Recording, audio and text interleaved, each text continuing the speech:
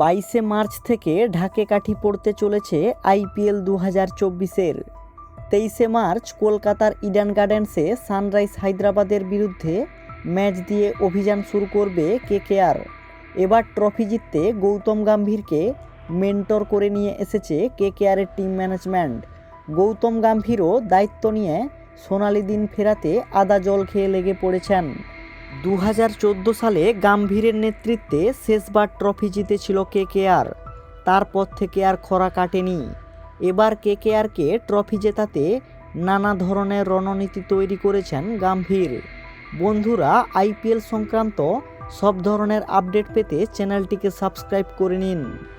সূত্রের খবর, 15ই মার্চ থেকে কলকাতায় 7 দিনের প্রশিক্ষণ শিবির করবে কেকেআর। আইপিএল 2024-এর নিলামে শক্তিশালী দল গড়তে কোনো রকম খামতি রাখেনি কলকাতা নাইট রাইডার্স।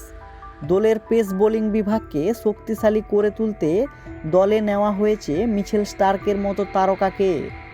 ইতিমধ্যেই কেকেআর ফ্যানদের মধ্যে জল্পনা শুরু হয়ে গিয়েছে কেমন হতে পারে তাদের প্রিয় দলের সেরা একাদশ। সূত্রের খবর, একটি সেরা দল তৈরি করেছে কেকেআরের টিম ম্যানেজমেন্ট, যেখানে পেসার এবং স্পিনারদের সঠিক মিশ্রণ ও ব্যাটিং বিভাগকে যথেষ্ট শক্তিশালী মনে হচ্ছে।